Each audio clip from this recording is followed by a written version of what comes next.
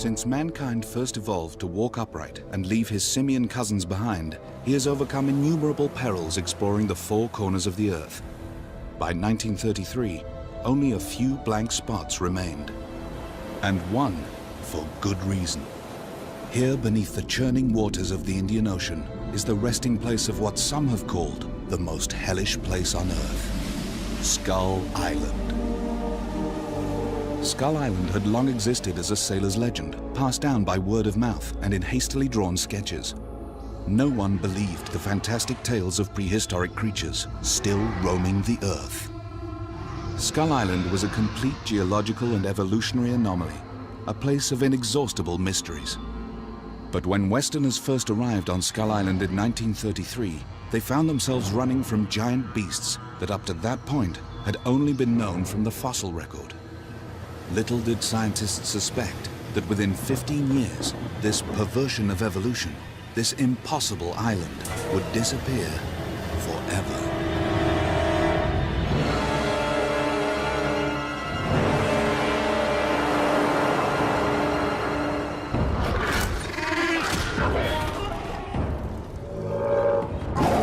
The creatures on Skull Island may seem fantastical, but you have to realize that there was obviously a time very recently when the Komodo dragon was discovered.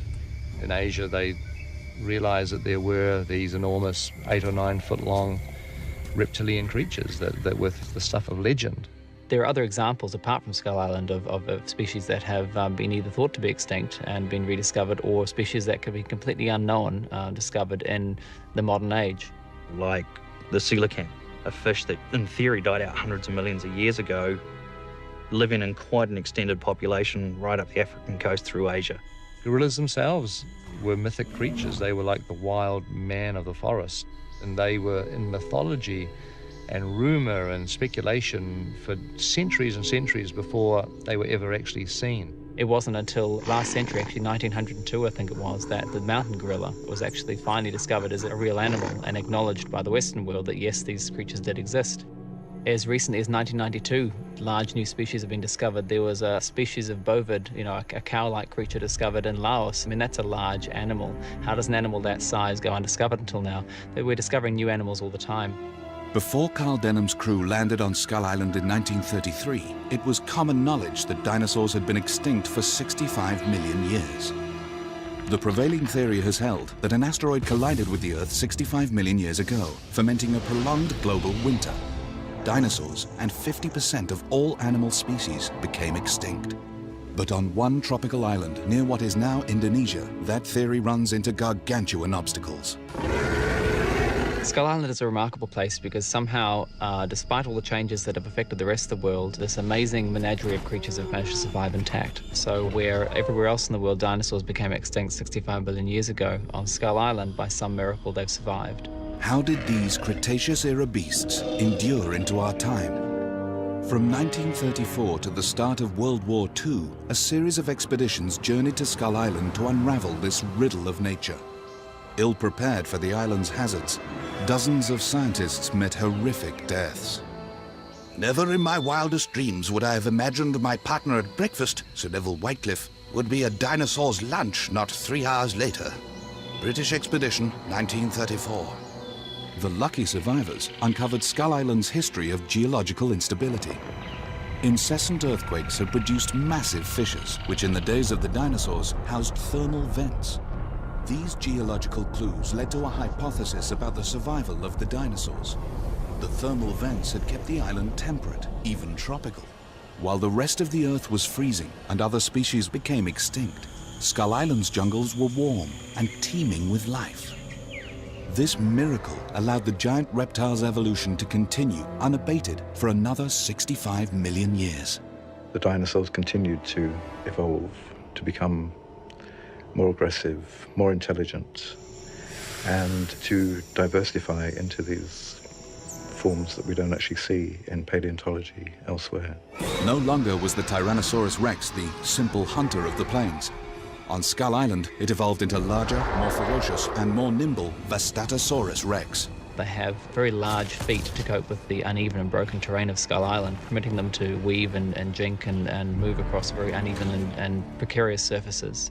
He's got these thinner ribs and hips, which give him more sort of snake-like movement that can help him get through the tighter jungle.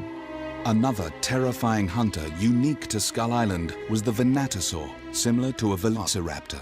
Major difference is that these guys on the island are big. When you think of raptors, you think of something about the size of a lion at the most, whereas these guys are about 20 feet long. And so this thing had this, amazingly powerful jaws, but he had this really streamlined body, which would make him very, very fast. Not only dinosaurs lived on Skull Island, but also beasts just as terrible, or even worse. Lurking in the deep crevasses of the island were discovered at great human cost some of the vilest creatures known to man. The pit is where creatures fall in. It's a natural predator trap. It's full of rotting carcasses and animals in there. And so therefore you've just got all these scavenger creatures living in this kind of viscous soup at the bottom. Exploring that pit was like turning over stones in Hades. Spring Expedition, 1937. In the deep rents and fissures of Skull Island, there's some remarkable species, including the most disturbing Carnictus, which essentially is a giant parasitic worm-like creature that has evolved beyond the need to be a parasite and is much more of an active predator and scavenger itself. Carnictus means the meat weasel, in reference to its writhing, long, linear sort of form. It's an animatic stomach with some teeth on one end, and it's just this muscle that moves around looking for things to eat. Perils resided not only in the depths of the island, but in the skies as well, where the terrifying Pteropus mordax ruled. The flying creature, the Pteropus mordax, is just essentially a big flying rodent. It has the similar body plan to a pterodactyl in some ways, except for the legs, and it fulfills the same function. It's the same kind of creature. I think their basic, lifestyle is pretty similar to a bat. They seem to spend the day in caves hanging upside down from a roof. It's just hell with wings. It's just pus and disgusting, flying around the place. The Pteropus mordax caves were on the highest peaks of Skull Island. Also living on these mountaintops was a species of giant gorilla known as Megapromatus Kong. If I had to live anywhere on this godforsaken rock, it would be high, in those hills, way above that hell of a jungle. Leave it to the monkey to get it right. Fall Expedition, 1936. Kong's origins are shrouded in mystery, and where they came from is completely open to interpretation. They certainly weren't there since the Cretaceous period, since apes of any kind hadn't really evolved back then. So they obviously are an example of a species that's gotten there more recently. Whether they evolved on the island itself or whether they were introduced from somewhere else, again, is really open to speculation. Possibly Kong's lineage stems from Asia, from Gigantopithecus, which is a huge ape ancestor that they found fossil records of in Asia. Gigantopithecus was certainly a good 2 to 3 times the size of a modern gorilla, but even that is quite a leap to go from that to the size of Kong, who's the size of a house. Despite their enormity, these gorillas were still simian to the core.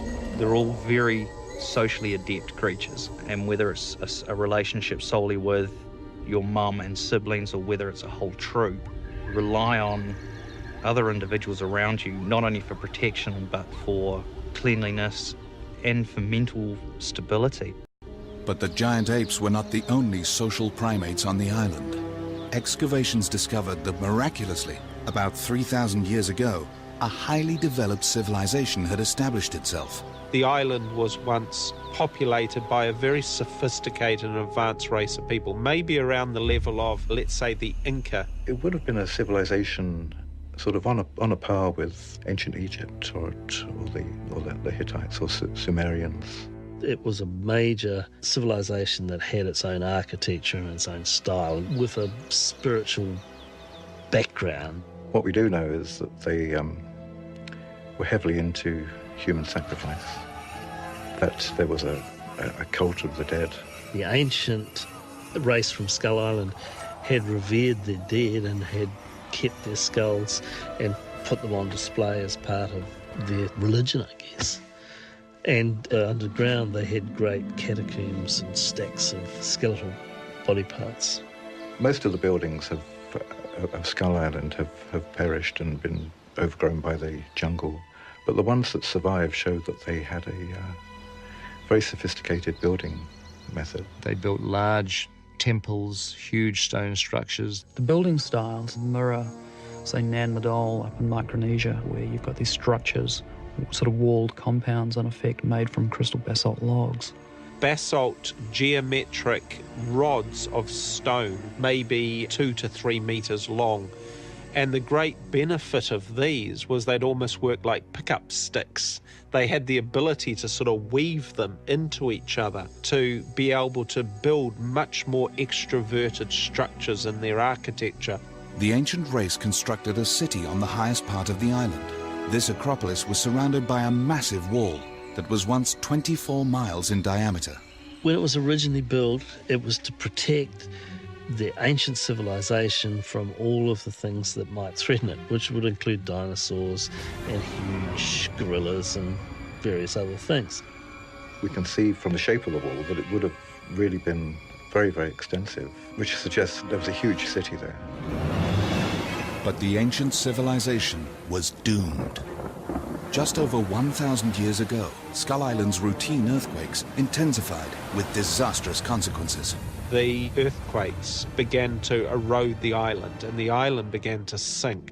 This very big piece of landmass has been progressively dropping into the sea, and now all we're left with is the very tip of this landmass that's jutting out as an island. So all of the creatures who once survived in a much bigger piece of land have now been shunted into the middle as the island sinks and the coast comes in. The predators were packed into a much smaller territory with a large reduction in available food biomass. So there's a great deal more conflict on the island than you typically see around the world in various natural unaffected ecosystems. The whole place is falling to bits. The ecosystem's falling to bits. Maybe that's why there's too many predators on the island, because, there's just not enough room for everything to live. The carnivores naturally looked to a new food supply, the humans of the city. And the humans' only protection failed as the earthquakes continued to wreak havoc on the massive wall. The walls began to collapse, allowing the animals, the giant creatures, into the inner sanctum of the city. And the humans simply lost. I mean, the humans were the weakest of the species and they were killed off. They might have actually left the island. They might have taken off and settled somewhere else. We're not sure. We might even be descended from them ourselves.